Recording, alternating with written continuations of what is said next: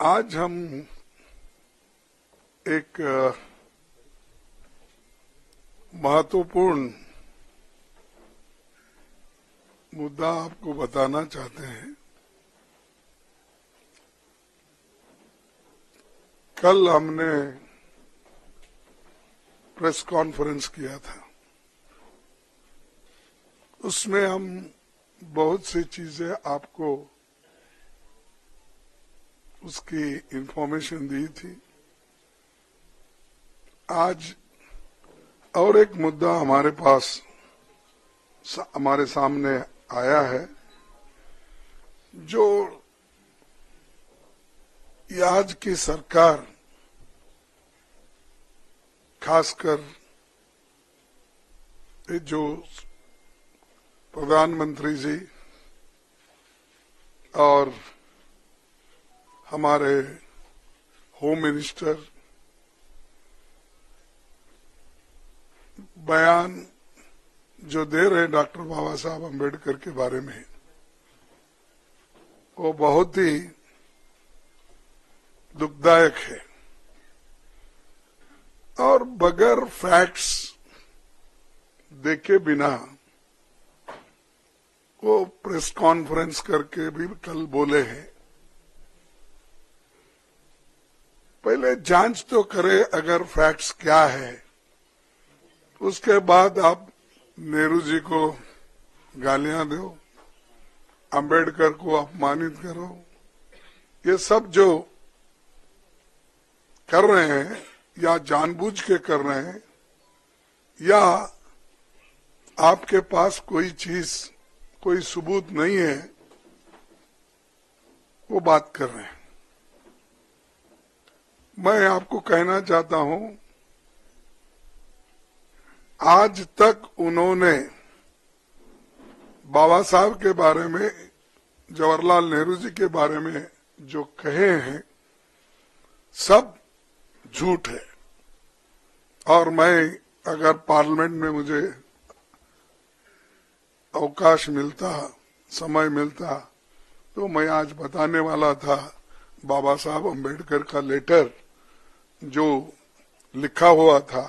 हमारे चितड़े एक उनके दोस्त थे जो पीपल्स एजुकेशन सोसाइटी और सिद्धार्थ एजुकेशन सोसाइटी उसके रजिस्ट्रार थे। और अलीपुर रोड पे ही बाबा साहब रहते थे।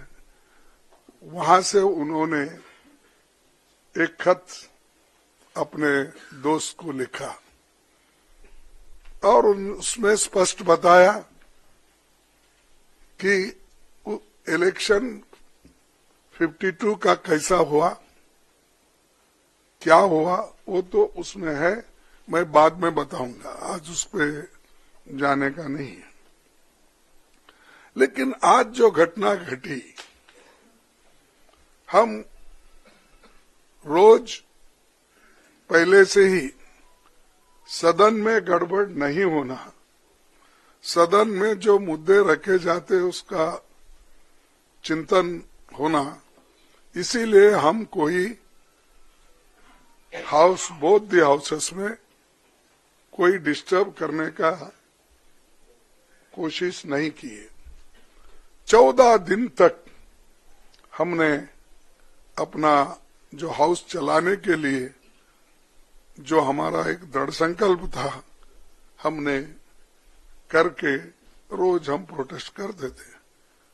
और रोज हमारे पास मेन मुद्दा था कि जो अदानी इस देश को लूट रहा है और उसको लूटने जो दे रहे हैं लोग, उनके ऊपर हमारा हमला था। लेकिन बीच में जब संविधान की चर्चा आई, उस वक्त शाह जी को कहां से समझ में आया, किसने ध्यान दिया या मुझे वो मालूम नहीं, और उन्होंने भगवान की व्याख्या भी अलग कर दी। अंबेडकर के बारे में या कोई लीडर के बारे में कोई बोलता है, अगर कोई पूजनीय है तो उनके बारे में अगर कहते हैं तो उन्होंने डॉक्टर बाबा साहब अम्बेडकर का मजाक उड़ाया, क्या कह के कि भाई अम्बेडकर अम्बेडकर अम्बेडकर अम्बेडकर बोल के कितने बार बोलते हो। अगर इतना ही आप भगवान का नाम लेते तो आप 7 जन्म तक स्वर्ग में रहते। ये मानसिकता अगर किसी पॉलिटिकल पार्टी की है, किसी लीडर की है, ये सोच, ये निंदनीय है। आई कंडेम इट। ऐसी चीज अगर देश को आप सिखाएंगे, ये भी आधुनिक युग में, नहीं तो ऐसा ही मैं भी कहूंगा कि उनके पास भी बहुत से लोग हैं, मगर अब अदानी को पोर्ट, एयरपोर्ट, रोड, ये जमीन के ऊपर जमीन के नीचे जो कुछ है दे रहे हैं ना, वो सिर्फ रोज उसको बोलना चाहिए, भाई ये तू पैसा किसा कमाने का मत कर, रोज उठ के वहां जा, जो जगह मिली वहां पर सिर्फ नमस्ते करते ही बैठो, पैसे आ जाएंगे, खोजने की जरूरत नहीं। लेकिन ये बोलने के बाद उन्होंने गलती हुई ये मानने को तैयार नहीं थे। और हमने भी आपसे कल यही कहा कि भाई जब वो मानना, वो हमारी जो डिमांड है कि रिसिग्नेशन देना चाहिए, नहीं है तो कम से कम हमारे प्रधानमंत्री जी उनको बर्खास्त करना चाहिए। लेकिन हमको मालूम हुआ वो बर्खास्त करने वाले नहीं है, इन्हों छोड़ने वाले नहीं। तो इसीलिए हमने ये मुद्दा जनता तक पहुंचाने के लिए सभी हमारे पार्टी के नेता राहुल गांधी जी, प्रियंका जी, पार्टी के सभी एमपीज और राज्यसभा के मेंबर सभी मिलके इस मुद्दे को हमने उठाया। हमने कहा जो शाह ने कहा ये गलत है, वो माफी मांगना चाहिए। आज सारे हिंदुस्तान में इसके बारे में प्रोटेस्ट हो रहे हैं, कई लोग, कई बच्चे मर रहे हैं, और ये इनका मंशा है कि इशू को डाइवर्ट करने के लिए वो दूसरे मुद्दे उठा रहे। आज हमारा प्रोटेस्ट था, हम बाबा साहब अम्बेडकर के स्टैचू से, उनके मूर्ति से निकले और हम एक शांत तरीके से लाइन में हम आ रहे थे, लेकिन उनको क्या सूझा मुझे मालूम नहीं।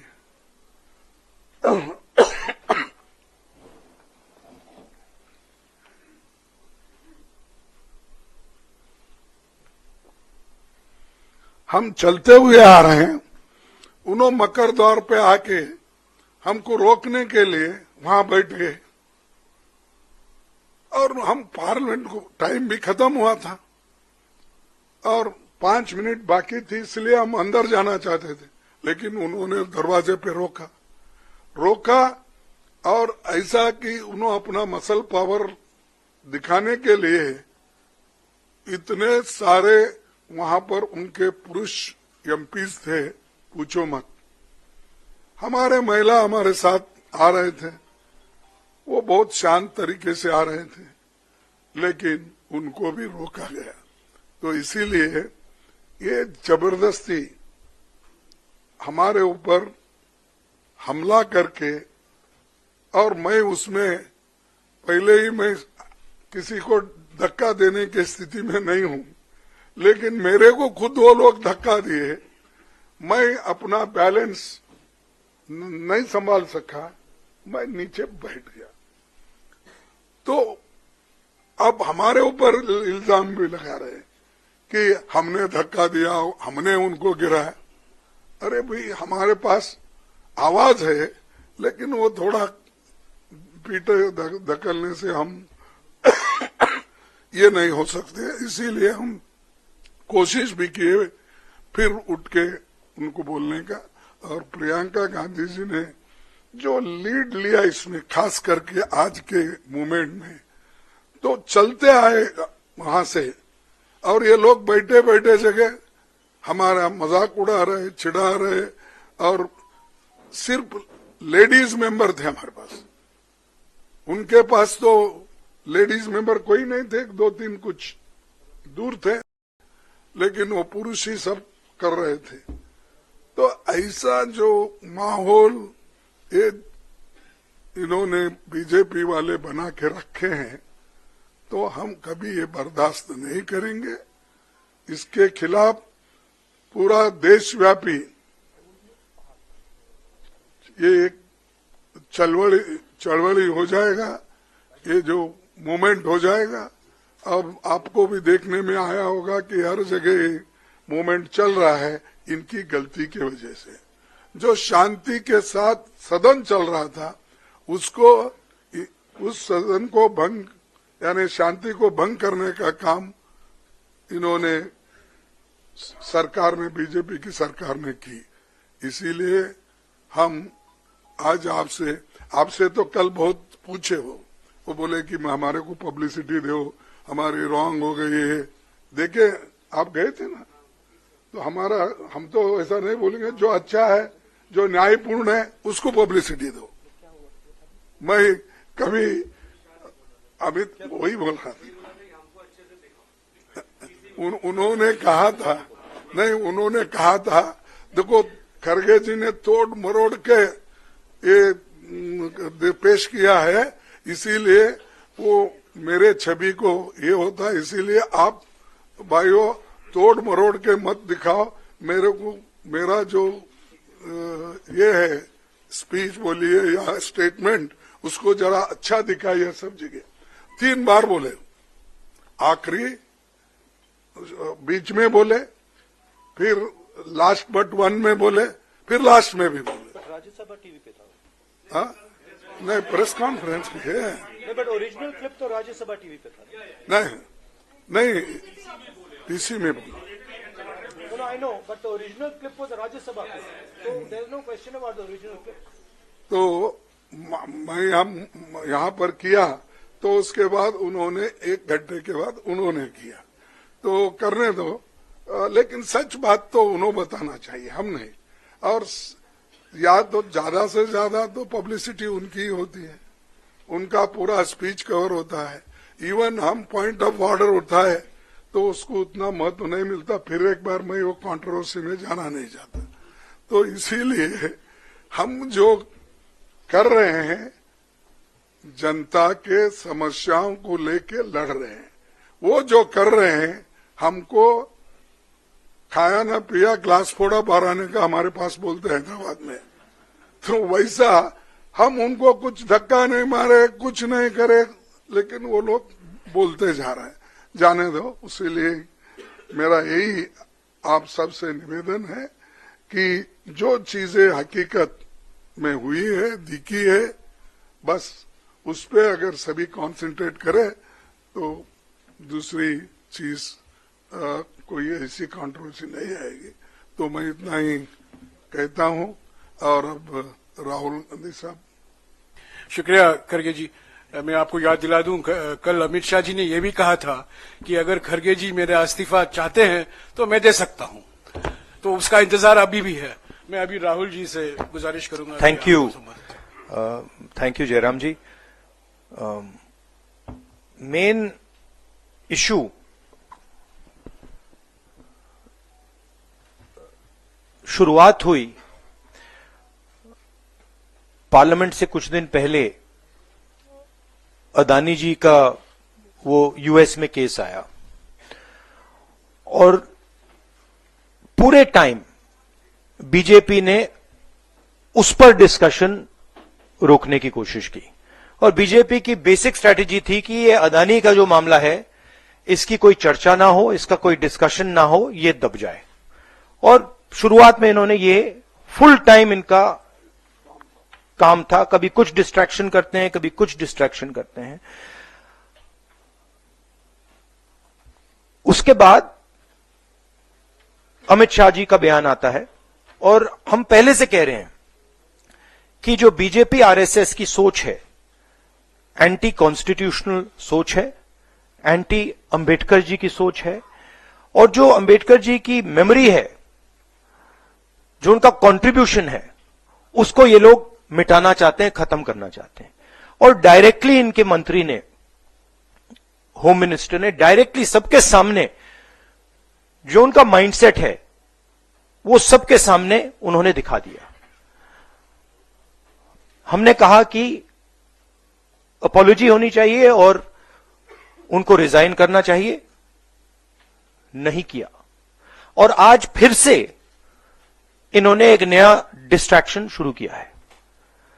हम अंबेडकर जी की स्टैचू से सारे एमपी शांति से पार्लियामेंट हाउस जा रहे थे। पार्लियामेंट हाउस के सीढ़ियों पे बीजेपी के एमपी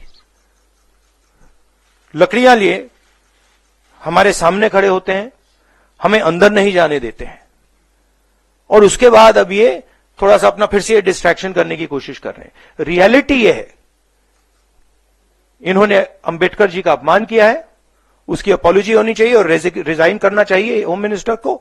और जो मेन मुद्दा है, जिसको ये मिटाना चाह रहे हैं, घुमाना चाह रहे हैं, मेन मुद्दा है कि नरेंद्र मोदी जी के मित्र अदानी जी के खिलाफ यूनाइटेड स्टेट्स में केस है, उनको वहां इंडाइट किया गया है, और अदानी जी को नरेंद्र मोदी जी हिंदुस्तान बेच रहे हैं।